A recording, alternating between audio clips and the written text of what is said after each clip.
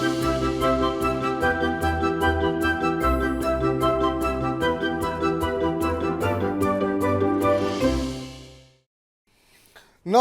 आभार, अभिनंदन, स्वागत आप सभी का। हेलो मनी नाइन, मेरा सवाल है मैं हूं विपुल सिंह और इस वित्तीय साल का आज पहला दिन और पहले ही दिन बाजार नई ऊंचाइयों पर है। जी हां, सेंसेक्स निफ्टी ने आज नए उच्चतम स्तर बनाए हैं और क्या शानदार आगाज FY25 वित्त वर्ष 2025 का होता हुआ दिखाई दिया है। 22,455 पे निफ्टी खुला और आज का जो इंट्राडे हाई, जो कि रिकॉर्ड हाई है, वो बनाया है 22,529 पे। हालांकि अभी अगर हम देखें तो ऊपरी स्तरों से थोड़ा फिसला है, लेकिन अभी भी करीब करीब 131 अंकों की मजबूती के साथ निफ्टी कामकाज करता हुआ 22,458 का स्तर यहाँ पर देखने को मिल रहा है। ऊपरी स्तरों से ज़रूर हल्का हुआ है, लेकिन सभी सेक्टर इंडेक्स के अंदर आज हम मजबूती देख रहे हैं और सब में अच्छी खासी खरीदारी आती हुई दिखाई दे रही है। लेकिन इस तेज़ी को लीड करते हुए देख रहे हैं हम कि रियल्टी शेयरों में काफ़ी शानदार मूव है और यहाँ पर पिछले 2 सत्रों में काफ़ी शानदार मजबूती देखने को मिली। और आज भी अगर हम देखें तो जो तेज़ी है वो अब बढ़कर के करीब 3.5% की तेज़ी मेटल में है और रियल्टी में करीब 4% की तेज़ी। तो मेटल और रियल्टी, ये 2 सेक्टर ऐसे हैं जो कि इस रैली को लीड करते हुए दिखाई दे रहे हैं। क्या ये रैली, जो अगली रैली होगी, उसको लीड कौन करेगा? क्या मेटल शेयरों में जो रिकवरी आई है वो आगे भी कंटिन्यू रहेगी? इन्हीं तमाम पहलुओं पे अगले 1 घंटे बातचीत करेंगे। खबरों वाले शेयरों पे भी बातचीत होगी। IPO इस हफ्ते खुल रहे हैं और क्या रणनीति होनी चाहिए, इस पर भी बातचीत होगी। और सबसे आखिरी में हमारा खास सेगमेंट चुन चुन के तो होगा ही। और अब हमारे साथ आज के खास मेहमान जुड़ चुके हैं, doctor Ravi Singh ji, market expert के तौर पर। रवि जी, बहुत बहुत स्वागत आपका। और बड़ी संख्या में हमारे दर्शकों ने पिछले हफ्ते आपको मिस किया और बहुत सारे लोगों की टिप्पणी आई, तो पहले तो बहुत बहुत स्वागत है और आपको भी नए वित्त वर्ष की बहुत बहुत शुभकामनाएं। क्या शानदार आगाज़ हुआ है सर, नए हाई पे सेंसेक्स निफ्टी। और जब बीच में गिरावट आई थी, मुझे याद है आपने लोगों से धैर्य बनाने को कहा था और निश्चित रूप से जिन लोगों ने धैर्य बनाया उनको आज अच्छे रिटर्न आते हुए दिखाई दे रहे हैं। इस वित्त वर्ष से क्या उम्मीदें हैं आपकी? बाजार में पहली टिप्पणी। बिल्कुल, देखिए आज विपुल जी, आपको भी बहुत बहुत मुबारक। और आपकी टीम ने जिस तरीके से यहाँ पर फाइनेंशियल लिटरेसी को एक तरीके से ये कहा जाए कि जो एक आगाज किया है वो काबिले तारीफ है। और मैं आपकी पूरी टीम को इस बात की बधाई देता हूँ कि फाइनेंशियल का अगला जो साल है वो और भी अच्छा बीते, बहुत अच्छा रहे, इन्वेस्टर को प्रॉफिट्स हो और आप नए आयाम यहाँ पर बनाते हुए नजर आए। दूसरी तरफ है मार्केट। देखिए, मार्केट में घबराना नहीं है, यही पिछले 3 हफ्ते का सार रहा और आज वो चमक आपको यहाँ पर दिखाई दे रही है। और विपुल जी, वैसे भी होली के बाद आप भी काफी चमक रहे हैं, मुझे लगता है कि इसीलिए शायद स्टॉक मार्केट में वो चमक लौट कर आई। सर आगे बढ़ें उससे पहले तो चूंकि आपका जो बैकग्राउंड है, मेरे ख्याल से पहली बार जो है वो बदला हुआ दिखाई दे रहा है और आपने नई कंपनी रेली गेयर जो है ज्वाइन की है। सबसे पहले तो उसकी बहुत बहुत शुभकामनाएं और इस वित्त वर्ष में आप उत्तरोत्तर ऐसे ही प्रगति करते रहें। तो हमारी तरफ से बहुत बहुत शुभकामनाएं सर आपको नई जो है पारी का आगाज़ करने के लिए। धन्यवाद विपुल जी। आपका साथ और आपके साथ विकास, ये दोनों ही चीजें आगे जो है वो नजर आएंगी। और बहुत बहुत धन्यवाद जी। तो बाजार पे अभी क्या करना चाहिए सर? इस वित्त वर्ष से क्या उम्मीदें क्या है आपकी? देखिए, बाजार तो अब तेजी की तरफ टर्न हो चुका है और यहाँ पर जिन स्टॉक्स में आप फंसे हुए थे, जिन स्टॉक्स में आपको परेशानी थी, चाहे वो बैंकिंग काउंटर रहे हो या फिर माइनिंग के काउंटर रहे हो या फिर ये कहें कि रेलवे के काउंटर रहे हो, उनमें अब बुल रन की स्टार्ट हो चुका है। और जिस तरीके से यहाँ पर आगाज हुआ है इलेक्शन का, उसी तरीके से यहाँ पे बुल रन का भी आगाज हो रहा है। तो मुझे ऐसा लगता है कि आपको यहाँ पर अगला साल जो है वो नए हाईज बनते हुए नजर आएंगे निफ्टी और सेंसेक्स में। और जहां तक मिड कैप और लार्ज कैप की, उनकी परफॉर्मेंस और बेहतर होती हुई नजर आएगी और उनमें काफी अपवर्ड ट्रेंड देखने को मिल सकता है। और लेकिन मार्केट कैसा चलेगा, क्या होगा, कौन स्टॉक्स चलेंगे, किस स्टॉक में आपको नुकसान होगा, ये सब डिटेल जानकारी के लिए आपको सही जगह फॉलो करना है। और इससे पहले प्रोग्राम स्टार्ट हो, आप पहले अपने दोस्तों के साथ, आपके पास सारे ग्रुप्स हैं, उनमें प्लीज ये लिंक एक बार को कॉपी करिए और शेयर कर दीजिए। उन लोगों का भी भला हो फाइनेंशियल ईयर पे, और हमें भी खुशी मिलती है जब ज्यादा से ज्यादा लोगों तक पहुंच पाते हैं। विपुल जी और विपुल जी की पूरी टीम, मनी नाइन की पूरी टीम इस चीज में कोशिश कर रही है। नए नए चीजों को हम लोग यहाँ पर स्कैन कर रहे हैं, नए स्टॉक्स की भी चर्चा होगी। तो मुझे लगता है सबसे पहले आप लोगों से भी मेरी एक्सपेक्टेशन है कि आप लोग इस लिंक को जल्दी से जल्दी फॉरवर्ड करिए। चलिए तो जो रवि जी ने कहा है उसी बात को मैं भी दोहराना चाहूँगा, ज़्यादा से ज़्यादा लोगों तक हम पहुँच सकें, मनी9 का परिवार और विस्तृत हो, इसके लिए आप जितना हो सके जो है अपने इस लिंक को जो है वो आप आगे फॉरवर्ड करते रहिए ताकि ज़्यादा से ज़्यादा लोग इस कार्यक्रम के साथ जुड़ सकें। इस बीच बहुत बड़ी संख्या में जो है प्रश्न आ चुके हैं हमारे पास और लगातार टिप्पणियां आ रही हैं। आरती जैन जी से शुरुआत करते हैं और आरती जैन जी का सवाल ये है कि सर कह रही हैं कि मेरा सवाल ज़रूर लीजिएगा और उनका क्या मौजूदा भाव पे इरेडा और एनबीसीसी ले सकते हैं क्या यहाँ से यहाँ पर बढ़त देखने को मिलेगी और यहाँ पर अगला लक्ष्य क्या हो सकता है। और मेरा प्रश्न प्लीज़ ले लीजिए क्योंकि आज रवि जी मौजूद हैं। तो आरती जी आपको सुनना चाहती हैं सर, और इरेडा और एससीसी इन दो पे इनका प्रश्न है कि क्या करंट भाव पे भी लिए जा सकते हैं। आज 5% ऊपर इरेडा का शेयर अपर सर्किट लगा हुआ है, 142 143 का भाव यहाँ पर देखने को मिल रहा है। तो आज तो नहीं खरीद पाएंगे, लेकिन क्या अभी करंट लेवल पे खरीदारी करनी चाहिए एनबीसीसी और इरेडा? देखिए, एर्डा में फिर से मैं वापस अपनी ही बात को रिपीट करता हूं। 120 के आसपास के टारगेट आपको बोले थे विपुल जी, अगर आपको याद हो तो आप प्लीज बिल्कुल। एक बार रिमाइंड कराइएगा कि आपको लेना है तो आपको उन्हीं लेवल्स पे आकर लेना है, पहला। दूसरा, आपने एनबीसीसी की बात की, बिना सोचे समझे एनबीसीसी लीजिए, कंटिन्यू रखिए। ये 100 रुपए 110 रुपए के पास था तो भी बोला था, टारगेट 155 रुपए का है। और अब छूट ना जाए कहीं, ट्रेन छूट ना जाए कहीं, स्टॉक्स छूट ना जाए कहीं, कुछ ऐसी तैयारी शुरू करनी है। तो एक एक करके स्टॉक्स आते रहेंगे, आप लोग पूछते रहेंगे, मैं बताता रहूंगा। लेकिन फिलहाल fresh investor buy, long term investor hold. Target 150 145 आता है, वहां पर बात करेंगे। फिलहाल अभी जो भी डिप मिलता है, अब घबराने की जरूरत नहीं। पहले मैं कहता था ना, थोड़ा बहुत टेंशन दे रहा है, इस लेवल को तोड़ेगा तो शायद कुछ नया देखने को मिलेगा।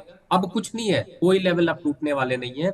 सब के सब जिन लेवल पर आपने हाई देखे थे, उन हाई की तरफ बढ़ते हुए नजर आए। बिल्कुल, तो एनबीसीसी बिल्कुल आप खरीदारी करके चल सकती हैं मैम। और इरेडा पे जो लेवल बताया गया 120 वहाँ के आसपास पहुँचता है तब आप एंट्री लेंगी तो आपको जो आपका रिस्क रिवॉर्ड रेशियो है वो आपके फेवर में आता हुआ दिखाई देगा। चलिए गौरव सचान जी का सवाल लेते हैं। कह रहे हैं कि दर्शकों और मनी9 की टीम को बहुत बहुत नमस्कार। सर पिछले शुक्रवार को 300 बीएल के शेयर खरीदे थे, 700 और खरीदना चाहते हैं, उनके लिए सही समय क्या होगा? तो रक्षा क्षेत्र में इन्होंने निवेश किया हुआ है बीईएल के अंदर सर। 300 शेयर लिए, भाव इन्होंने नहीं बताया पिछले शुक्रवार को, हालांकि इन्होंने खरीदा है। आज अच्छी बढ़त है, 2.5% के आसपास की मजबूती है, 206 207 के आसपास चल रहा है। कह रहे हैं 700 शेयर और, यानी कुल संख्या बढ़ा करके 1000 शेयरों की अपनी करना चाह रहे हैं। क्या खरीदारी की जा सकती है यहाँ पर? देखिए, मुझे ऐसा लगता है विपुल जी कि आपने लास्ट की बात की चुन चुन के स्टॉक्स में। अभी रिसेंट मैंने रिकमेंडेशन दी थी बिल्कुल। 192, उस दिन भाव चल रहा था। और मुझे लगता है अगर आपने पकड़ा है तो बहुत अच्छा है।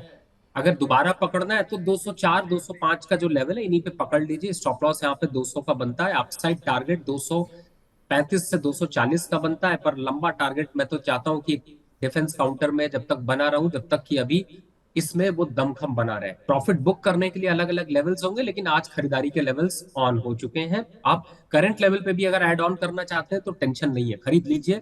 Upside target 235। 235 रुपये के लक्ष्य के लिए खरीदारी कर सकते हैं। निशांत जी हमारे साथ मौजूद हैं, उनसे बातचीत करें। उससे पहले विवेक सक्सेना महादेव जी की टिप्पणी आई है। कह रहे हैं विपुल सर और रवि सर को हर हर महादेव, आप दोनों की मुस्कुराहट ऐसे ही बरकरार रहे और नए वित्तीय वर्ष में आप दोनों का प्यार हम दर्शकों को मिलता रहे। बहुत बहुत शुक्रिया, बहुत बहुत धन्यवाद इतनी अच्छी टिप्पणियों के लिए। और आप सभी दर्शकों का प्यार मनी9 पर और हम सभी पर बनाए रखिए आप, यही हमारी भी कामना है। और आप सभी के लिए ये वित्त वर्ष बहुत लाभकारी हो, ऐसी हमारी कामना है। चलिए निशांत जी से बातचीत करते हैं। निशांत जी नमस्कार। नमस्कार सर। नमस्कार निशांत। सर। नमस्कार सर, कहाँ से बोल रहे हैं, कैसे हैं? वाराणसी से बोल रहे हैं। बढ़िया हैं, आप कैसे हैं सर? हम बहुत अच्छे हैं सर। बताइए क्या प्रश्न पूछना चाह रहे हैं आज आप? सर मेरे पास, मेरी पहले तो सेकंड टाइम बात हो रही है, लेकिन फर्स्ट टाइम रवि सर से बात हो रही है। एक बार और हुई थी तो अच्छा। मेरे पास एमआरपीएल के बाद 272 के रेट पे शेयर हैं, 272 ही शेयर हैं। अच्छा, 272 के भाव पे 272 शेयर ले रखे हैं आपने, हैं? हम्म। और कितने समय तक होल्ड कर सकते हैं आप इसे? इसका ये हो गए मुझे 3 महीने तो हो गए, 3-4 महीने और कर सकते हैं। 3-4 महीने और कर सकते हैं। 272 6 महीने भी कर सकते हैं। अच्छा ठीक है, 272 के भाव पे आपने लिए हुए हैं और अभी 226 का भाव चल रहा है। तो करीब करीब जो है 45-50 रुपये पर शेयर का नुकसान हो रहा है आपको। आज ज़रूर यहाँ पर रिकवरी है, 3.5% शेयर के अंदर मजबूती देखने को मिल रही है। सर एमआरपीएल के शेयर इन्होंने लिए हुए हैं, नुकसान में हैं।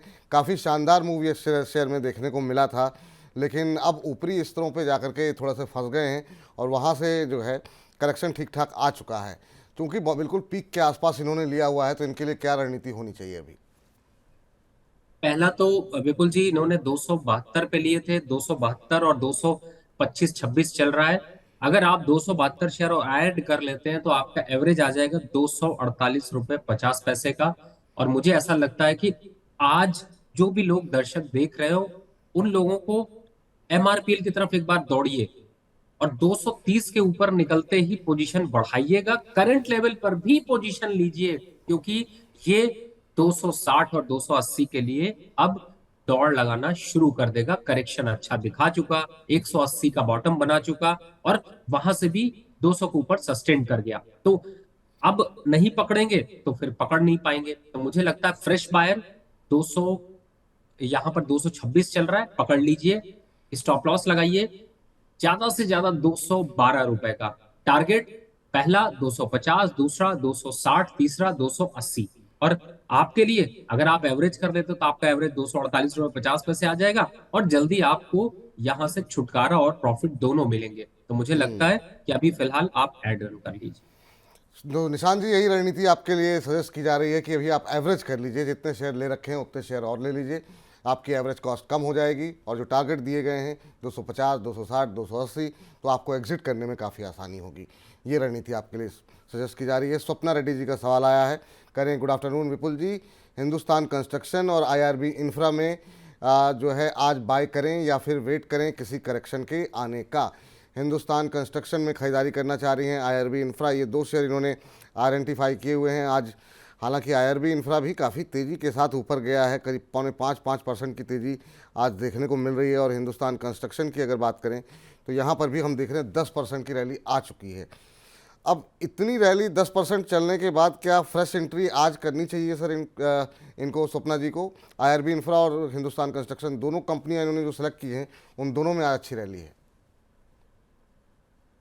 यार चुन चुन के स्टॉक्स लीक हो जाते हैं। तो ऐसा लगता है। चलिए, अब इस पर फिर बाद में चर्चा कर लेंगे जब चुन चुन के सेगमेंट में चुन चुन के हाँ, सेगमेंट लेकिन में। जी, फिर भी देखिए, दोनों दोनों स्टॉक्स आईआरबी इंफ्रा, अगर आपको याद हो तो प्लीज जो लोग देख रहे हो कमेंट में डालिए, क्योंकि मुझे भी जब खुशी होती कि हाँ, मैं आपके साथ बात कर रहा हूँ, आप हमारे साथ रिप्लाई करके बात कर रहे हैं। IRB infra, SCC, RVNL, IRFC, tex infra, coal India, ये सारे स्टॉक्स अच्छे हैं। बस ऐड करते चलिए, धीरे धीरे चर्चा करते रहेंगे। आज चुन चुन के में मैंने 4 स्टॉक्स दिए हैं, तो उनकी चर्चा बाद में करेंगे। और इस बीच अंश सिंह एंड वंश सिंह भी पूछ रहे हैं कि विपुल जी और रवि जी को हमारी राम राम। सर, हिंदुस्तान कंस्ट्रक्शन के इन्होंने भी शेयर ले रखे हैं, 1000 शेयर हैं, 36 रुपये 39 पैसे के भाव पर। तो आप सभी लोग कार्यक्रम के अंत तक बने रहिए और चुन चुन के सेगमेंट में जो है इन तमाम विषयों पर जो है हम डिटेल में बातचीत करेंगे। और इस बीच जो है अगले दर्शक जो हमारे पास सुनील बिष्ट साहब का प्रश्न आया है और बिष्ट साहब कह रहे हैं कि मैं नया निवेशक हूं और मुंबई से इन्होंने अपना प्रश्न भेजा है। कह रहे हैं आपका शो मुझे बहुत पसंद है, मुझे 2 मोनोपोली बेस्ट स्टॉक्स बताइए, 1000 रुपये तक के, लंबी अवधि का नज़रिया मेरा है। ये ऐसे क्षेत्र में जाना चाह रहे हैं जहां पर किसी एक कंपनी का दबदबा हो, कोई कंपटीशन में ना हो, मोनोपोली बिजनेस में जाना चाह रहे हैं सर। इनके लिए कोई टिप्पणी, कोई सलाह आपकी रहेगी? देखिए, बिजनेस इस समय मोनोपोली करने के लिए बहुत सी चीजें, लेकिन आपके मोनोपोली से 2 ही 3 सेगमेंट से हो सकती है। पहला मैंने आपको बताया कि आप गवर्नमेंट के पीएसयू स्टॉक्स की तरफ फोकस करिए। दूसरा, मैं कहूंगा कि आप बैंकिंग काउंटर के छोटे काउंटर जो हैं उनकी तरफ फोकस करें, क्योंकि देखिए ये सब काउंटर में ना, आप स्टॉक्स आप लेके जैसे ही रखोगे, आपको जैसे मैं आज एग्जांपल देता हूँ, एससीसी का एक एग्जांपल ले लेते हैं, सबकी क्वेरी उसी पे है।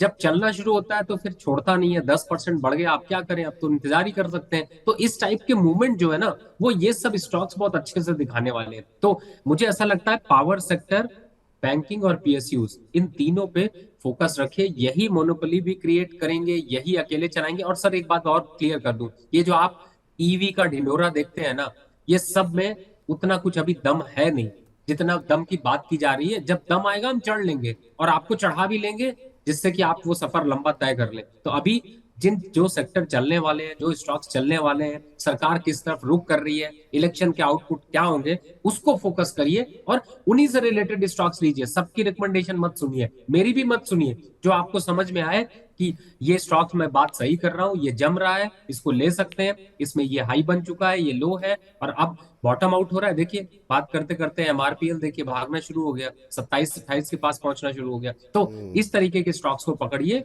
जो चल सकते हो। कहाँ जाएंगे क्या जाएंगे वो मार्केट पे छोड़ दीजिए। बिल्कुल। इस बीच रामवीर राठौर साहब का प्रश्न आया है। कह रहे हैं पहले तो रवि जी को बहुत बहुत बधाई। तो आपको बधाई संदेश दर्शकों की तरफ से भी आ रहे हैं जो आपने एक नया कार्यक्षेत्र शुरू किया है। कह रहे हैं नमस्कार श्री राम जी, और TFCI के शेयर इन्होंने ले रखे हैं 165 रुपये के भाव पर। 6 से 9 महीने के लिए ये होल्ड कर सकते हैं। फ्यूचर के लिए क्या ये सही रहेगा, ये इनका प्रश्न है। TFCI tourism finance corporation of India 178-179 के आसपास अभी चलता हुआ दिखाई दे रहा है और इनकी खरीद 165 रुपये की है। तो प्रॉफिट में है, 13-14 रुपये पर शेयर का इनको यहाँ पर मुनाफा हो रहा है। अभी भी 8-9 महीने ये होल्ड कर सकते हैं। एक छोटा सा करेक्शन पिछले एक महीने में हमने देखा कि आता हुआ दिखाई दिया, करीब 28-29% के आसपास का करेक्शन जो है इस शेयर के अंदर देखने को मिला है। लेकिन उससे पहले रैली भी काफ़ी अच्छी देखने को मिली थी। अभी ये प्रॉफिट में है, अभी कब तक होल्ड करना चाहिए सर इन्हें? आपने विपुल जी एकदम सही कहा। इसने 267 रुपए 55 पैसे का हाई बनाने के बाद बॉटम बनाया 156 रुपए का, चल रहा है 178 और 169 के बीच में। अब एक चीज यहाँ पर ध्यान रखिए, आपकी बाइंग यहाँ पर काफी अच्छी जगह पे है। तो 175 नोट कर लीजिए, 175 का एक स्टॉप लॉस डाल लीजिए। करना कुछ है, मैं बताता हूँ कि आपको करना क्या है। अब इसको चलने दीजिए। अगर 175 तोड़ देता है तो आप यहां से निकलिएगा और IRFC जो भी चल रहा हो रेट, 145 चल रहा हो, 130 चल रहा हो, 150 चल रहा हो, 160 चल रहा हो, वहां चढ़ जाइएगा। क्यों? क्योंकि इसके आगे का सफर अब आपको वो आगे बढ़ाएगा। दूसरा, अगर प्रॉफिट बुक करने की सोच रहे हैं, 220 213 तक अगर आ जाता है तो उसके बाद इस स्टॉक का दम खम खत्म हो जाएगा, तो वहां पे भी निकलना है। तो लेवल्स नोट कर लीजिए, अपने मोबाइल पे अलार्म की तरीके से डाल दीजिए कि मुझे यही ट्रेड करना है, ये चीजें आएंगी। और अगर नहीं समझ आता है 175 के बाद IRFC आपको लगता है कि नहीं बहुत बढ़ गया, तो विपुल जी को तंग करने के लिए हम लोग बैठे हुए हैं। फिर से तंग करिए, फिर से पूछिए, फिर से नया स्टॉक देखेंगे। बिल्कुल। तो ये राय आपके लिए निकल करके आती हुई। राहुल चौधरी जी का प्रश्न ले लेते हैं। कह रहे हैं राम राम विपुल जी और रवि जी, क्वेश्चन ले लीजिए। आज बिल्कुल आपका सवाल लिया जा रहा है सर। कह रहे हैं NTPC में अभी के प्राइस में बाय कर सकते हैं क्या? नहीं तो कुछ अल्टरनेटिव बता दें। पावर पे हम लगातार ही देख रहे हैं कि मतलब लोगों का रुझान अभी भी सकारात्मक है। कुछ लोगों को के पास शेयर पुराने पड़े हुए हैं, कुछ लोग जिनको लग रहा है कि वो नहीं सवारी कर पाए, वो लोग अब एंट्री करना चाह रहे हैं। NTPC में क्या करंट लेवल पे बाय करना चाहिए? और दूसरा सवाल ये कि अगर इसमें नहीं कर सकते हैं तो कह रहे हैं कोई ऑल्टरनेटिव बता दीजिए। अरे NHPC को क्यों भूल जा रहे हैं भाई? 85 से 90 आ गया। मैं आपको लोगों को याद दिला देता हूँ। 2 दिन पहले, अभी कुछ दिन पहले आप लोग बहुत चर्चा कर रहे थे जब 80 82 85 के बीच में था, अब 90 हो चुका है। तो पकड़िए, वहां जाइए, वहां पकड़ते हैं, उसको पकड़ लीजिए। हेल पकड़ लीजिए, NTPC से थोड़ा दूरी बना लीजिए, थोड़ा ज्यादा बढ़ गया है। अगर एक बार को इस लेवल पर देखें तो मुझे थोड़ा ज्यादा अट्रैक्शन नहीं दिखाई देता, लेकिन इसके अगेंस्ट में हेल। और दूसरा कौन सा बताया आपको? NHPC। दूर किससे रहना है? 2 स्टॉक। एक का नाम आपने सुना होगा, मैं आपके माध्यम से ही बता रहा हूँ, IEX। जिनके जिनके पोर्टफोलियो में है उन सबके पोर्टफोलियो में ये स्टॉक कैंसर स्टॉक है। क्यों कह रहा हूँ कैंसर स्टॉक है? ना बढ़ता है ना घटता है। एक दिन 5% बढ़ेगा, दूसरे दिन 5% गिर जाएगा। खुशी देता है, छीन लेता है। तो मुझे लगता है कि इस स्टॉक से, अगर आपके पोर्टफोलियो में ये स्टॉक है, तो NHPC और भेल 2 ऑप्शन आपको दिखाई दे रहे हैं, स्विच कर लीजिए। नहीं तो IEX रखे रहिए। स्टॉक मार्केट की का सुकून मिलता रहेगा कि आप स्टॉक मार्केट पे हैं और थोड़ा थोड़ा नुकसान भी खाते जा रहे हैं। बात तो सही कह रहे हैं सर आप। इस बीच अजय सिंह जी हमारे साथ जुड़ चुके हैं, उनका प्रश्न लें उससे पहले अविनाश दुबे जी की टिप्पणी भी पढ़ लेते हैं। कह रहे हैं पानी रे पानी तेरा रंग कैसे, जिसमें तू मिल जाए बिल्कुल उसके जैसा, आप दोनों की जोड़ी यूं ही बनी रहे। तो शायरी भी हो रही है सर, लोग सवाल भी पूछ रहे हैं, तो हर तरह की टिप्पणियाँ आती हुई। बहुत बहुत शुक्रिया अविनाश जी, कोशिश इतनी अच्छी करने के लिए, इतने अच्छे शब्द लिखने के लिए बहुत बहुत धन्यवाद आपका। अजय जी नमस्कार। नमस्कार सर। कैसे हैं अजय जी, कहाँ से बोल रहे हैं? सर मैं दिल्ली से बोल रहा हूँ सर। अच्छा, बहुत अच्छी बात है सर। बताइए क्या प्रश्न पूछना चाह रहे हैं। सर मेरे पास HAL के सर 300 शेयर्स है सर 2200 के एवरेज प्राइस में, और अच्छा। मेरे पास अदर डिफरेंट डिफेंस के शेयर्स भी हैं। तो मुझे ये चाहिए था कि मैं इनको लॉन्ग टर्म के लिए रिटेन करना चाहता हूँ या अभी प्रॉफिट बुक कर लूँ। चलिए अभी तो जरा पूछते हैं रवि जी से। 2200 पे आपने लिए, पहले तो बहुत बहुत मुबारकबाद हो आपको कि आपको अभी पर शेयर जो है वो करीब करीब 2200 1300-1400 रुपये का पर शेयर जो है वो आपको मुनाफा यहाँ पर हो रहा है। और HL के अंदर आज खबर भी है, अभी बजिंग स्टॉक्स में हम इसको डिस्कशन में लेकर के आएंगे। कंपनी को एक नया ऑर्डर मिला है और लगातार शानदार मूव। जब PSU स्टॉक्स टूट रहे थे तब भी ये शेयर जो है वो मजबूती से खड़ा रहा। उतनी गिरावट यहाँ पर देखने को नहीं मिली जितनी कि हमने बाकी PSU स्टॉक्स या डिफेंसिव स्टॉक्स में देखी थी। काफ़ी शानदार चला है सर शेयर। लगातार हर दूसरे दिन जो है ऑर्डर की खबरें भी आ रही हैं। क्या क्या भविष्य देख रहे हैं आप HL को लेकर के? अभी क्या रणनीति होनी चाहिए HL में? देखिए HAL तो 4400-4500 के टारगेट के लिए दौड़ लगाने वाला है, तो मैं कहूंगा नहीं कि आप निकलिए। और दूसरा, आपके माध्यम से ही मैं बता देता हूँ, आपने BEL की अभी चर्चा करी थी, 206 पे हम कर रहे थे, अब 207-8 पहुंच चुका है। दूसरी तरफ है BDL को भी फोकस करिए, BEML को भी फोकस करिए, कोचिन शिपयार्ड को भी फोकस करिए, पारस डिफेंस को भी पकड़िए, और एक और स्टॉक मस्डॉक, इसको भी। इन डिफेंस के इन स्टॉक्स में अगर आपकी होल्डिंग है तो चिंता नहीं करिए और होल्डिंग को कंटिन्यू रखिए, और मुझे नहीं लगता कि अभी आपको निकलना चाहिए। ये राय निकल करके आती हुई। इस बीच जो है किशन कुमार जी कह रहे हैं रवि जी को प्रणाम और बधाई। तो आपको बधाइयों का सिलसिला लगातार हमारे दर्शकों की तरफ से मिल रहा है सर। अभिषेक आनंद जी कह रहे हैं सर IRFC का 1 साल का टारगेट बता दीजिए। हालांकि अभी आपने टिप्पणी की है, लेकिन अगर इनको एक बार फिर से लक्ष्य आप बता देंगे IRFC के लिए तो इनके प्रश्न का उत्तर मिल जाएगा इन्हें। देखिए IRFC 180 रुपए के टारगेट के लिए हम लोग यहाँ पर फोकस कर रहे हैं। 144 रुपए चल रहा है, और पीछे अभी एक शायरी भी आपने विपुल जी पढ़ी थी, और विपुल जी का शायराना अंदाज है, इसीलिए शायद लोग अब उनको पहचानने लगे हैं, और बड़ा अच्छा विपुल जी लिखते हैं। और मेरा एक पर्सनल अनुभव भी रहा, जिसमें कि विपुल जी के साथ एक टाइम मिला मुझे कि मैं पास कर सकूं उनके साथ, और उनके साथ करीब 24 से 48 घंटे बिताए, तो काफी अच्छा लगा। विपुल जी बड़े दिल से अच्छे आदमी, और इसीलिए आपको विपुल जी इतना प्यार करते हैं।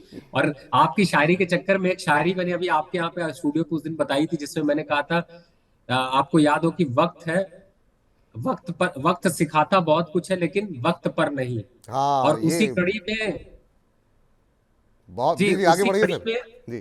कि उसी कड़ी में आज आपको फिर से स्टॉक मार्केट के लिए वक्त के ही ऊपर एक और नई चीज बताने वाला हूं, उसको ध्यान से सुन लीजिए। कि वक्त ही है जिसके पास, जो कि समय आपको कभी नहीं देता। वक्त के पास जितना भी वक्त हो, लेकिन आपको वक्त कभी नहीं, रिपीट वक्त कभी नहीं मिलता है। वाह वाह, तो स्टॉक मार्केट भी कुछ ऐसा ही है, ध्यान रखिए। बहुत तो सही बात कही आपने कि गुजरा हुआ ज़माना आता नहीं दोबारा, बिल्कुल वही वाली बात है ये, और बहुत अच्छी बात कही सर आपने। इस बीच ज़रा आगे बढ़ते हैं और सुधा कौशिक जी कह रही हैं कि सर क्या अब भी नई बाइंग की जा सकती है या फिर कहाँ पर की जा सकती है, कोई चांसेस हैं क्या? मैम उसके लिए एक विशेष सेगमेंट है हमारा चुन चुन के, आप आखिरी तक कार्यक्रम में बने रहिए, आपको आपके प्रश्न का उत्तर जो है वो बहुत विस्तार पूर्वक जो है मिल जाएगा। तो बने रहिए कार्यक्रम के आखिरी तक। चुन चुन के में आपको कई सारे शेयरों पे हम बातचीत करेंगे और बताएंगे आपको कि कहाँ पे रणनीति आपको खरीदारी की जा सकती है। अब NHPC पे अभी हम लोगों ने बात की, फिर से NHPC पे सवाल आ गया है और पूजा जी पूछ रही हैं, कह रही हैं good afternoon sir, I am Pooja from Nashik, आपकी एडवाइस मुझे बहुत हेल्प करती है, thanks so much sir. NHPC के 250 शेयर लिए हैं और परचेज करना चाहती हूँ, क्या अभी कर सकती हूँ? NHPC पे सर रोज़ काफ़ी सारे सवाल आते हैं और आप तो कार्यक्रम में लगातार रहते ही हैं हमारे साथ। काफ़ी लोगों का इंटरेस्ट है, बल्कि लोग काफ़ी पैनिक भी करने लगे थे जब 80 के नीचे जाता हुआ दिखाई दिया था। आपने भरोसा दिलाया कि नहीं अभी होल्ड करिए और जो है ख़रीदारी करना चाहें तो कर सकते हैं। अब दोबारा रिकवरी मोड में है, 250 इन्होंने लिए हुए हैं और ख़रीदारी करना चाह रही हैं, करंट लेवल पर भी कर सकते हैं क्या? बिल्कुल, देखिए मुझे ऐसा लगता है कि अगर आज 90 के ऊपर ये सस्टेन करके क्लोज कर जाता है, देखिए ये एक ऐसा स्टॉक है जिसमें एक और भी चीज ध्यान रखिए कि अगर कभी आज छूट जाए तो कल वापस लौट आता है, और इसमें मतलब बहुत ज्यादा आपको परेशान होने की जरूरत नहीं कि छूट गया। तो आपको एड ऑन करना है, 90 के ऊपर निकलने के बाद आज क्लोजिंग हो जाती है तो 91, 90 या क्लोजिंग पे भी थोड़ा सा 250 शेयर लेने हैं तो 100 शेयर ले लीजिए, यहाँ पे भी कोई दिक्कत नहीं है। टारगेट वही है 120 रुपए, और 120 के लक्ष्य अगर है तो 90 हो या 85, उससे कोई खास फर्क नहीं पड़ेगा। लेकिन फिर भी आपने पहले खरीदा, 100 शेयर और ले लीजिए। 100 के बाद अगर लेना होगा तो फिर आपको कहूंगा कि और आप लीजिएगा, लेकिन 92 के ऊपर। तो इस तरीके से आप एवरेज करते जाते हैं, बढ़ाते जाते हैं, स्टॉक आपको प्रॉफिट दे सकते हैं। तो मुझे लगता है बिल्कुल लेना चाहिए। बिल्कुल लेना चाहिए। जो लोग भी नई खरीदारी करना चाह रहे हैं एनएचपीसी पे, तो बिल्कुल कर सकते हैं। चलिए अगले दर्शक के पास चलते हैं। अजय जी हमारे साथ जुड़ चुके हैं प्रश्न पूछने के लिए। अजय जी नमस्कार। पंकज जी हैं, माफ कीजिएगा। पंकज जी नमस्कार। जी जी। कैसे हैं पंकज जी? नमस्कार सर। मैं सर, मेरे पास 1000 शेयर अभी इंटरडे में मैंने 1635 पे लिया था, तो इसका मैं स्टॉप लॉस वगैरह मैं क्या सेल आउट कर कौन सा शेयर का नाम एक बार फिर से बता दीजिए। लुपिन का लिया था सर। अच्छा, आज आपने इंट्राडे के लिए ही लिया हुआ है? जी जी जी। 1633 पे आपने लिया हुआ है और अभी जो है 1617 आ चुका है। स्टॉप लॉस समझना चाह रहे हैं। चलिए पूछते हैं कि क्या यहाँ पर रणनीति होनी चाहिए। काफ़ी शानदार मूव यहाँ पर रहा है, लेकिन मामला इंट्राडे का है सर। क्या सलाह रहेगी आपकी इंट्राडे के लिहाज से? अभी इन्हें क्या करना चाहिए? स्टॉप लॉस क्या रखेंगे? देखिए, इंट्राडे पे एक दो सजेशन है मेरे। एक तो पहला, इस समय चल रहा है 1616 रुपए। जैसे ही ये 1618 1620 के ऊपर निकलता है, फिर से नोट कर लीजिए सर, नहीं तो गलत आप ट्रेड कर जाओगे। 1620 के ऊपर निकलता है, इमीडिएट एवरेज करिएगा और डाल दीजिएगा टारगेट उसका 1640 से 45 रुपए का। आपको एवरेज भी हो जाएगा, बढ़िया निकल जाएगा और निकल इंट्राडे में ट्रेड निकल जाएगा। अगर ये 1620 के ऊपर निकला तो 1640 वापस खड़ा हो जाएगा। अब आ जाते हैं इंट्राडे पे क्या स्टॉप लॉस रखना है। अगर ये अभी जो लेवल्स यहाँ पर देख रहे हैं, अगर इस समय के देखें तो 1605 के नीचे जाने के बाद खतरा खड़ा हो जाएगा, और वहां से उसके बाद इसका आपको इसमें लॉस बुक कर लेना चाहिए। फिर दूसरे ट्रेड के लिए देखिए, कोई बात नहीं, इंट्राडे पे ऐसी चीजें होती रहती है। लेकिन मुझे लगता है कि आप इन लेवल्स का ध्यान रखें। 1605, 1618 या 20, इसके ऊपर आपको एक्शन करना है। 1605 के नीचे जाए तो अपना स्टॉप लॉस, अपना नुकसान जो है वो बुक कर लीजिए, और 1618 के ऊपर जाए तो यहाँ पर जो है 1640 तक के लक्ष्य जो है वो देखने को मिल सकते हैं। आप चाहें तो इसमें और पोजीशन बना सकते हैं। तो ये स्ट्रेटजी यहाँ पर निकल करके आती हुई। किट्टू जी का सवाल आया है। किट्टू जी कह रहे हैं, नमस्कार विपुल जी। नमस्कार आपको भी किट्टू जी। अशोक लेलैंड के 170 पर इन्होंने 150 शेयर लिए हुए हैं। टारगेट क्या होना चाहिए? अशोक लेलैंड के सर काफ़ी सवाल आ रहे हैं लोगों के, और हालांकि अभी जो मौजूदा भाव है वो तो हम देख रहे हैं 174 के आसपास चलता हुआ दिखाई दे रहा है। तो इनको 4 रुपये का मुनाफा हो रहा है। लेकिन काफ़ी लोग हैं जो इस बात से परेशान हैं कि कंपनी के बारे में सब लोग अच्छा बोल रहे हैं, लेकिन कंपनी का शेयर नहीं चल रहा है। आपकी राय क्या होगी सर? देखिए, जो ये पूरा का पूरा मार्केट है, पेशेंस टेस्ट करता है विपुल जी। और जिस दिन आप पेशेंस लूज करते हैं, जिस दिन आप सौदा काटते हैं, उसी दिन वो चलना शुरू हो जाएगा। जिस दिन आप बेचोगे उसी दिन बढ़ना चालू हो जाएगा। तो ये मार्केट है, और इसमें मार्केट में ऐसी चीजें होती हैं। लेकिन फिलहाल विश्वास रखिए। इस स्टॉक को अगर याद हो तो मैंने 175, 172, 168, 165 इन सब पे बाय रिकमेंडेशन दिया हुआ है। बुक करने को तो मैं भी बुक कर लूं प्रॉफिट, लेकिन मुझे लगता है कि लंबी रेस के घोड़े को जल्दी छोड़ने की कोई जरूरत नहीं है। चलने दीजिए। 210, 220 का जहां लक्ष्य हो वहां पे 2-4-5 रुपए का फर्क नहीं है। इंट्राडे ट्रेडर है, 178, 180 के पास बुक कर लीजिए। फिर 172, 73, 75 आता है, कर लीजिए। तो इच्छाएं दोनों पूरी करता रहेगा, आपको बार बार ट्रेड कराता रहेगा। तो आप दोनों तरीके से एक्टिव हो सकते हैं। जी चलिए, इस बीच एक हमारे दर्शक हैं जिन्होंने अपनी आईडी बनाई हुई है क्रिकेट जीट्स के नाम से, क्रिकेट जीट्स 2.0, और ये कह रहे हैं, गुड आफ्टरनून सर जी, वेरी गुड आफ्टरनून। कह रहे हैं मैं कलकत्ता से हूँ, सनटेक रियल्टी खरीदा हुआ है 418 रुपये पे 100 स्टॉक्स हैं। मेरे लिए कितना टारगेट होना चाहिए? मैक्सिमम मैं 1 महीने ही होल्ड करना चाहता हूँ। 148 पे आपने सनटेक रियल्टी के शेयर को लिया है सर। आज पूरे रियल्टी पैक में काफ़ी अच्छा मूव हमने देखा है कि देखने को मिल रहा है। सनटेक रियल्टी आज 7-7.25% ऊपर इस समय कामकाज करता हुआ 418 पे इन्होंने लिया हुआ है, और अभी जो है सर 417, 418 के भाव पर ही चल रहा है। 1 महीने होल्ड कर सकते हैं। क्या सलाह रहेगी सर? काफ़ी शानदार मूव रियल्टी शेयरों पे अभी क्या करना चाहिए, क्योंकि जिस तरह की रैली पिछले 2 दिन के अंदर देखने को मिली है, आपकी राय क्या रहेगी? देखिए, सनटेक रियल्टी पे मुझे लगता है कि इन्होंने इसी लेवल पे लिया था, और इस लेवल पे देखा जाए तो काफी हद तक एक रेजिस्टेंस फेस आ रहा है। मुझे लगता है आपको एग्जिट हो जाना चाहिए। प्रॉफिट अगर 1-8 रुपए का आ रहा है, कोई बात नहीं, ले लीजिए। कोई जरूरत नहीं है कि यहाँ पे आप कंटिन्यू रखें। और रही बात पूरे रियल्टी स्टॉक की, देखिए रियल्टी स्टॉक्स में अभी दमखम दिखाई दे रहा है, लेकिन मुझे सही एंट्री नहीं मिल पा रही है। मैं सही एंट्री की बात क्यों कर रहा हूं? क्योंकि देखिए स्टॉक्स जिस हिसाब से चल एक ही स्टॉक है जिसमें सही एंट्री मिल रही है, वो है आईआरबी इंफ्रा। मैं भूल गया था उसको। आप 61 रुपए देख रहे हैं, पूरा पैसा वहां शिफ्ट कर लीजिए, कोई दिक्कत नहीं है। 78 से 80 रुपए के बीच तक आई आरबी इंफ्रा जाएगा। और आप यहां पर आपने 400 रुपए के खरीदे हैं, वो उसके शेयर खरीदेंगे तो एक के साथ कई शेयर मिल जाएंगे। तो मुझे लगता है वहां शिफ्ट कर जाइए। थोड़ा सा सोच समझ कर अभी निवेश करिए, क्योंकि रियलिटी में मुझे ऐसा लगता है कि थोड़ा सा अपवर्ड ट्रेंड जो है वो रुकता हुआ सा नजर आ सकता है। तो एक बार को यहां से धीरे धीरे करके अपनी शिफ्टिंग करना चालू करें। जी, ये राय जो है फिलहाल निकल करके आती हुई। और चलिए आगे बढ़ते हैं और अगले दर्शक का प्रश्न लेते हैं। तुषार रस्तोगी जी का ओएनजीसी पर जानना चाहते हैं आपकी राय सर। इन्होंने 60 शेयर लिए हुए हैं और 216 के भाव पर लिए हुए हैं। कह रहे हैं प्रॉफिट बुक करें या अभी मुझे होल्ड करना चाहिए। अभी अगर हम देखें 216 की इनकी खरीद है और 270 का मौजूदा भाव है, तो ठीक ठाक प्रॉफिट में है ये। समझ नहीं पा रहे हैं कि किन लेवल्स पे जाकर के इनको अपना मुनाफा जो है वो वसूलना चाहिए। देखिए कई बार ऐसा कंफ्यूजन बिल्कुल सही होता है कि क्या करें, कहां पर बुक करें। तो एक लेवल देख लीजिए, ध्यान लगाइए, यहां पर ओएनजीसी पे आपको 285 के आसपास आता है, तभी प्रॉफिट बुक करिए। 280-85 बीच में डाल लीजिए थोड़े से लेवल्स, और उनके पास आता है तो बुक कर लीजिए।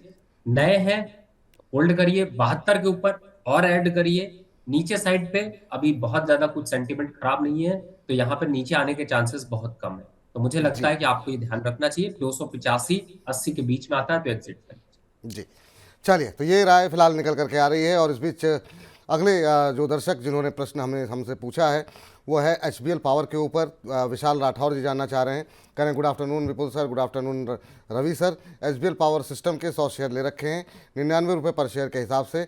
अभी मुझे क्या करना चाहिए? एचबीएल पावर पे आपकी राय जानना चाहते हैं सर। मेरा इस पे सर थोड़ा सा ध्यान लगाइए।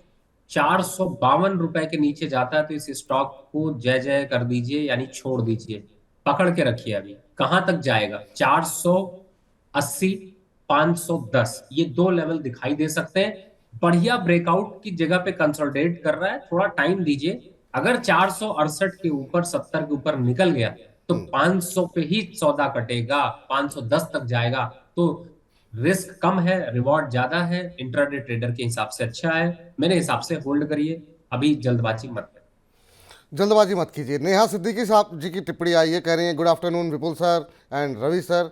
आज के शो आप आज इस शो में रोज आया करें because you are very much adorable person as well. Your guidance is excellent. Please suggest some good stocks so that I can buy. तो पहले तो बहुत बहुत अच्छी अच्छी टिप्पणियों के लिए बहुत बहुत धन्यवाद नेहा जी आपका। और रही बात की कुछ शेयर जो आप सजेस्ट करने की बात कर रही हैं, वो कार्यक्रम के आखिरी तक बनी रही है ना। चुन चुन के मैं अभी थोड़ी देर में ही चर्चा होगी तो आपके प्रश्न का भी उत्तर आपको मिल जाएगा। और इस बीच जो है अगले दर्शक का प्रश्न ले लेते हैं। और बीआरएनएल के ऊपर प्रश्न आया है रितेश पाटीदार साहब का। और रितेश पाटीदार साहब कह रहे हैं कि बीआरएनएल के शेयर मेरे पास हैं, 1000 शेयर हैं, 80 रुपये पे लिए हुए हैं, क्या करूं, वेट करूं? लॉन्ग टर्म व्यू है सर इनका। बिल्कुल वेट करिए। देखिए बीआरएनएल के शेयर में एक करेक्शन देखने को मिला। एससीसी की भी जो चर्चा कर रहे थे उसमें भी आपको करेक्शन जरूर देखने को मिला। लेकिन मुझे ऐसा लगता है कि बीआरएनएल और एससीसी दोनों ही अच्छे हैं। और क्यों मैं कंस्ट्रक्शन के नाम पे ही मैं इसीलिए बता रहा हूं, तो मुझे लगता है कि बिल्कुल होल्ड करिए। 60 रुपए के पास है, अगर आज 60 रुपए के आसपास क्रूज कर जाता है तो थोड़ा नए इन्वेस्टर के लिए अट्रैक्शन बन जाएगा। वापस 80 और 90 का जो टारगेट है तो बहुत इजीली अचीव हो जाएगा। और इसको तो ऐसा शेयर है कि जब अगर यहाँ पर करंट गवर्नमेंट अगर कंटिन्यू करती है या नहीं भी करती है उससे भी फर्क नहीं पड़ने वाला है, इसलिए टेंशन ही छोड़ दीजिए। मुझे लगता है रखिए, लंबे समय पे लंबी रेस का घोड़ा है, चलेगा, अच्छा मुनाफा देगा। थोड़े दिन परेशान जरूर कर रहा है। तो जिनके पास भी है होल्ड करने की सलाह यहाँ पर निकल करके आती हुई। प्रग्नेश जी हमारे साथ जुड़े हैं प्रश्न पूछने के लिए। प्रग्नेश जी नमस्कार। नमस्ते। नमस्ते, कैसे हैं सर, कहाँ से बोल रहे हैं? मैं गुजरात से बोल रहा हूँ, राजकोट गुजरात से। अच्छा अच्छा, बहुत अच्छी जगह से मेरे बोल रहे हैं। पास 23 रुपए 60 पैसे के भाव से 1200 शेयर है यस बैंक का। अच्छा अच्छा, अभी क्या करना चाहिए? कितने समय तक होल्ड कर सकते हैं आप? 1 साल तक अभी तक कर सकता हूँ। 1 साल तक होल्ड कर सकते हैं। चलिए अभी यस बैंक में आज आज काफ़ी अच्छी रैली है, 4-4.5% ऊपर 23.60 पे आपने लिया है, 24.25 का भाव यहाँ पर देखने को मिल रहा है। यस बैंक में सर क्या स्ट्रेटजी होनी चाहिए अभी? क्या यहाँ से आपको लग रहा है कि रिकवरी आएगी? एक रैली तो हमने देखा कि जब ये 10, 12, 13 रुपए से चलता हुआ आया है यहाँ तक, अभी क्या करना चाहिए? देखिए यहाँ पे विपुल जी, मुझे ऐसा लगता है कि ये स्टॉक वापस से अभी 27, 28 और मैक्सिमम 32 इन लेवल्स पर आता है। साल में आए, 6 महीने में आए, 6 दिन में आए, एग्जिट कर लेना चाहिए, क्योंकि आपका टारगेट अचीव हो गया, एग्जिट कर लीजिए। रिस्क कहां तक है? रिस्क आपने 23 पे लिया है, रिस्क ही नहीं है, ज्यादा से ज्यादा 21 रुपए का रिस्क है। तो मुझे ऐसा लगता है कि आप उस रिस्क को कंटिन्यू रखिए और पोजीशन जो बताइए 28 और 32 इन 2 लेवल पे बुक कर लीजिए। साल भर का समय मत लगा के रखिएगा, क्योंकि कहीं ऐसा ना हो कि 5 रुपए ही रह जाए, ये भी रिस्क आ जाता है। तो मुझे ऐसा लगता है कि आपको जो प्रॉफिट आ रहा है उसको बढ़ने दीजिए। 28 और 32 ये 2 लेवल आते हैं, कोई प्यार मत करिए, स्टॉक से निकल जाए। ठीक। इस बीच चंदन गिरी जी की टिप्पणी आई है, कह रहे हैं विपुल सर हर हर महादेव, आपके चैनल को देखे बिना अब नींद नहीं आती है सही तरीके से, ये कार्यक्रम में आपकी इतनी जान है। तो बहुत बहुत शुक्रिया, बहुत बहुत धन्यवाद आपकी इतनी अच्छी टिप्पणी के लिए सर। बहुत ऊर्जा मिलती है आप लोगों की इस प्रोत्साहन से। हिंदुस्तान जिंक के ऊपर इनका प्रश्न है, 50 शेयर ले रखे हैं और 305 के भाव मिल रहा है, अभी निकल जाऊं या फिर बना रहूं? तो हिंदुस्तान जिंक पे जानना चाह रहे हैं कि अभी एग्जिट करें या फिर बने रहें, आपकी टिप्पणी सर। मेटल में आज अच्छी रैली है। देखिए मुझे ऐसा लगता है कि अभी आपको यहाँ पर बने रहना चाहिए। मेरे हिसाब से हिंदुस्तान जिंक में भी एक अच्छा खासा मोमेंटम अभी बनेगा, और ये स्टॉक वापस से रिवर्स कर रहा है, तो मुझे लगता है कि अभी अप साइड का थोड़ा मोमेंटम आने दीजिए, क्योंकि यहाँ पर अभी कंसोलिडेशन देखने को मिल रही है, तो थोड़ा सा डिप भी देखने को मिल रहा है, लेकिन यही बॉटम आउट है, तो पोजीशन को अभी होल्ड रखिए। नेक्स्ट वीक एक चेक जरूर लीजिए प्लीज। जी चलिए एक लास्ट टिप्पणी ले लेते हैं सर, हालांकि समय ज़्यादा हो गया, बजिंग स्टॉक्स का वक्त हो रहा है। आरओ जी का, आरओ के नाम से आईडी है, कह रहे हैं good afternoon sir, I am Priyanka, big fan of Ravi sir. मेरे पास हैप्पीएस्ट माइंड के 40 शेयर हैं 930 के भाव पर, मुझे क्या एवरेज करना चाहिए? कौन से रेट पे मुझे एवरेज करना चाहिए? प्लीज़ आज ही एडवाइस कर दें, विपुल सर, रवि सर आए हुए हैं तो वो आपसे ही जानना चाहती हैं, इसीलिए मैंने सवाल को ले लिया कि कहीं अगर उनके प्रश्न का उत्तर नहीं मिल पाता तो फिर नाराज़ हो जाती। क्या सलाह रहेगी सर? हैप्पीएस्ट माइंड के 40 शेयर हैं 930 रुपए के भाव पर। देखिए ये स्टॉक आपको मैं बताऊं तो अभी एवरेज के लायक नहीं है, जब तक ये 810 के ऊपर नहीं निकलता। आप सोच रहे होंगे मैं तो 783 पे खरीद रही थी, रवि जी ने तो उसको 810 बोल दिया। देखिए 810 के ऊपर निकलेगा तो 933 का लेवल एक झटके में आ जाएगा, और अगर इन लेवल्स पे आप खरीद लेंगी तो चांसेस हैं कि 750, 770 वापस आ जाए। तो मैं रिस्क नहीं ले सकता, इसलिए 800 के ऊपर आता है तो आप बिल्कुल एवरेज करिएगा। 780 रुपए का स्टॉप लॉस 20 रुपए का लगाइएगा, और 933, 950 के आसपास के लेवल्स आते हैं तो एक बार बुक भी कर लीजिएगा। लंबा समय मत दीजिए इस स्टॉक में, बहुत ज्यादा अपवर्ड ट्रेंड नहीं है, तो एक बार यहां से निकले, दूसरी तरफ कहीं मूव करना पड़ेगा, लेकिन ये स्ट्रैटेजी तब तक रखिए। मैं अभी एग्जिट होने की राय नहीं दे रहा।